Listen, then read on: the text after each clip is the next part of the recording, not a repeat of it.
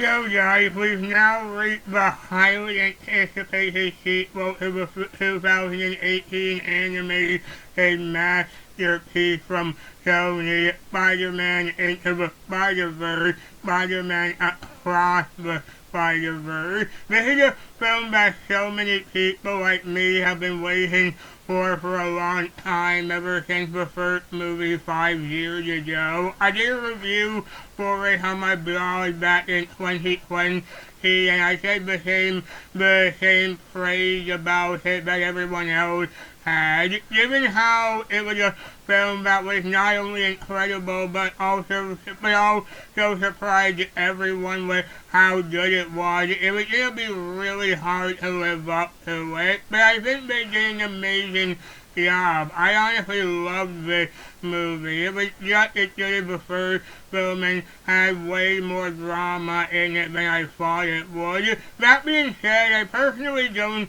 think it's as good as Into the Spider-Verse. I think that movie is still a bit better, but this was still really amazing.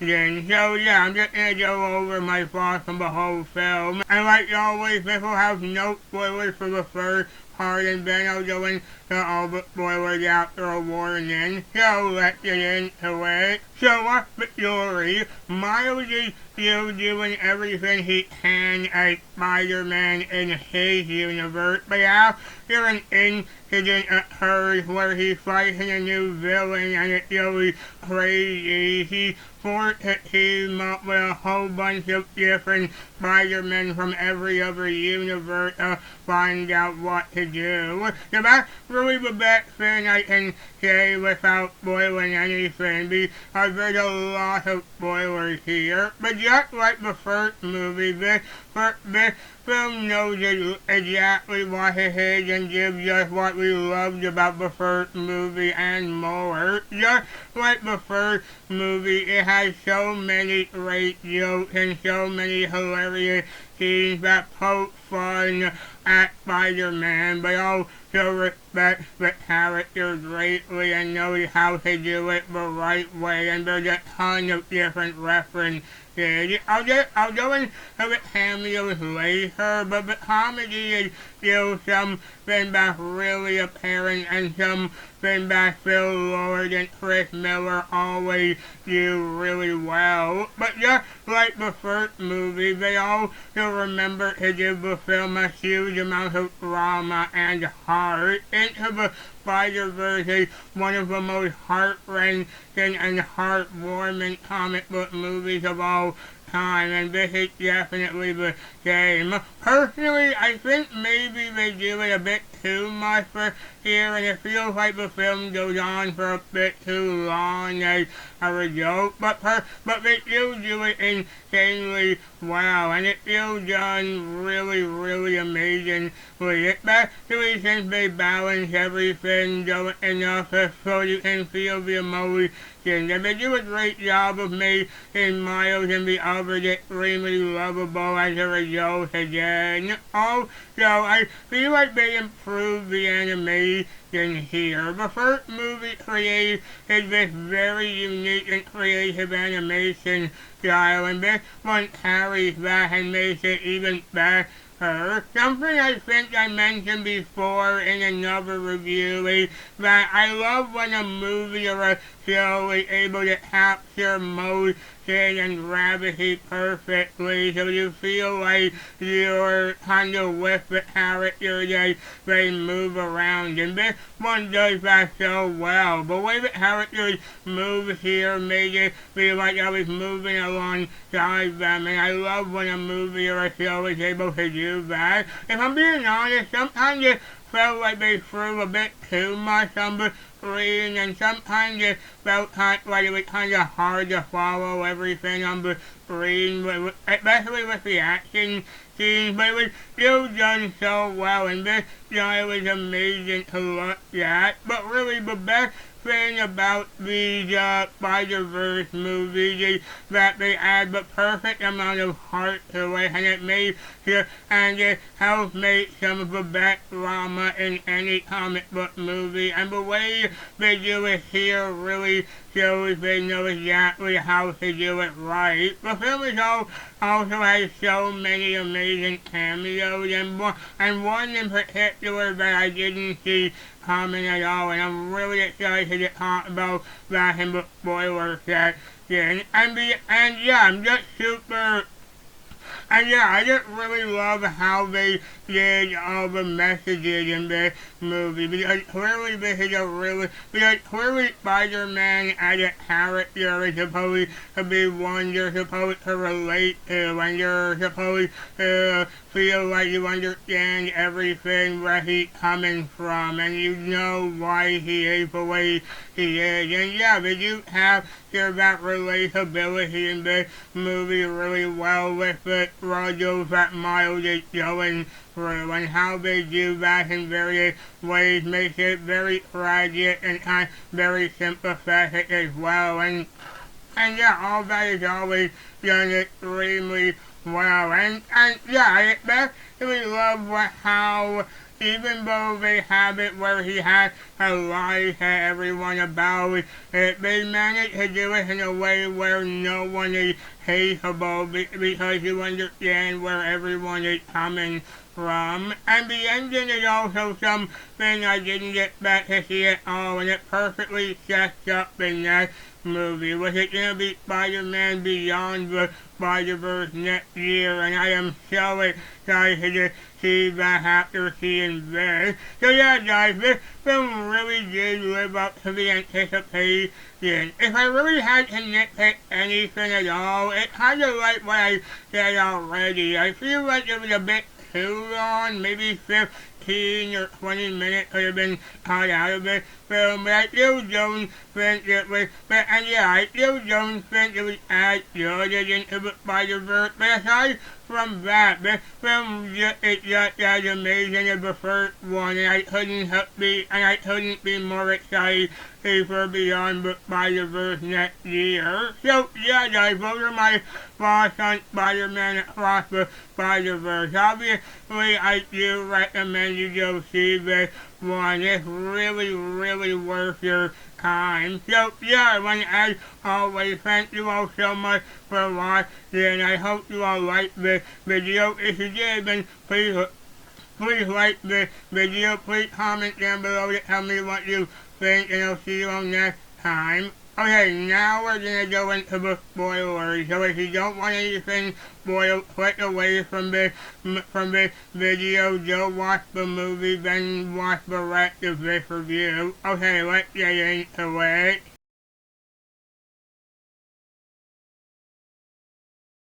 Okay, so like I said, there's a lot to spoil about this movie, so let's just get right into it. So first off, I was really surprised by the opening because we spent quite a lot of time with Gwen in her own universe before we even see Miles at all, and it was pretty tragic seeing what happened to her, because even though I already knew what was gonna happen, it was still pretty tragic and gut-wrenching, especially seeing what happens with her and her dad. I also like the whole thing with Miles trying to stop the spot at the yard, and then that leads to him not being able to attend his dad's party on time. And that's what I meant by there being plenty of real drama with Miles and doing it really well. But the whole thing with the opening that is what I meant by it going on a bit too long. I feel like some of that could have been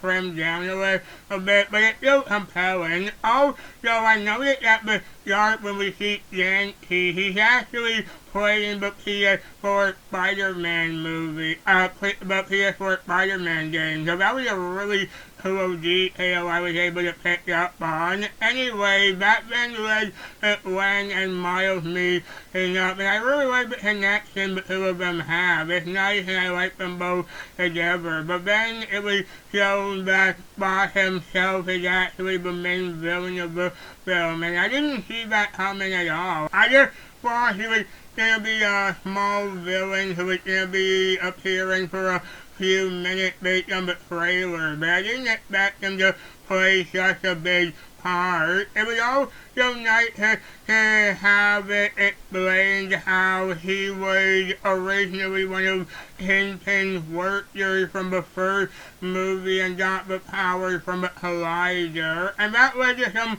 cool stuff too, like when he went to the live-action Venom universe. I didn't expect to see that at all, and it was really cool. Sure, I don't like those movies, but it was still cool. And then when we start seeing that whole thing going to different universes, I like when we go to the Indian Spider-Man universe and we get a whole stuff there. Like we got that really cool action scene where they try to stop by, and we even see Spider-Punk as well, which was really cool as well. And I love the action scene there. When the characters move around, that's what I meant by the animation helping to convey the movement of the characters, and it was just really awesome.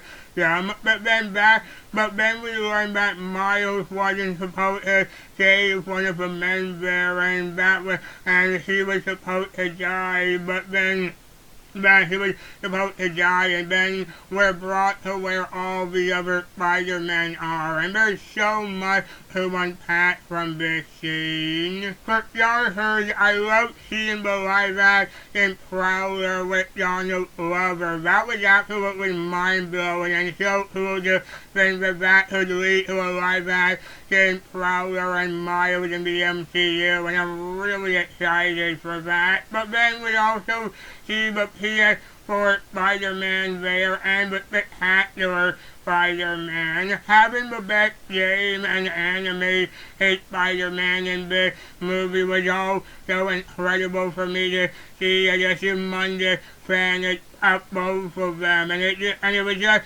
making me smile from ear to ear when that happened. But then we meet Miguel, and he explains everything about what Boss is doing and how Miles wasn't supposed to be Spider-Man, and he explains how that wasn't the best either. And yeah, I didn't expect to see that either. But then we get another amazing scene where we see clips from Tobey Maguire and Andrew Garfield alongside the Spectacular Spider-Man, and that was another thing that was incredible to see. But then we see her from the first movie, and I was really surprised she wasn't in the movie that much. It made sense, and how they do it is really clever, but I was surprised since she was such a major part of the first movie. Anyway, then we get to the scene where Miles learns that his dad is gonna die, and Miguel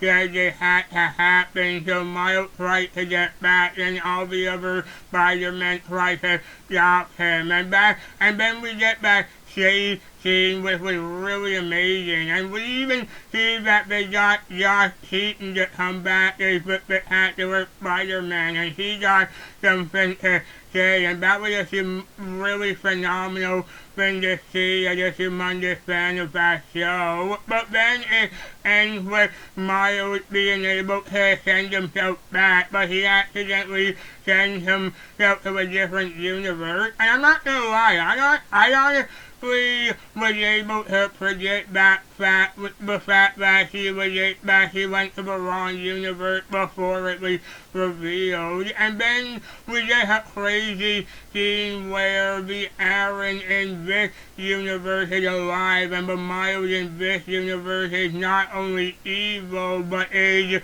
the Prowler in that universe, and they want to keep them there. As for why, I'm curious to know what's gonna happen, and I'm really curious to know what the next movie could be about. And it really does, and then it really does end with when Peter and some of the others, like the guy from the first movie and some more, trying to help Miles, while Miguel and some of the others are trying to stop him. So I have a few theories. They could either do it where Miles had to let his dad die in the next movie, or maybe he's able to save him, or he might have to make a choice between saving his dad or Gwen, and it might end with him choosing Gwen, realizing he had to let his dad die. So I really want to know what's gonna happen now. And yeah, I'm very, very, very excited for the next movie, and I can't wait to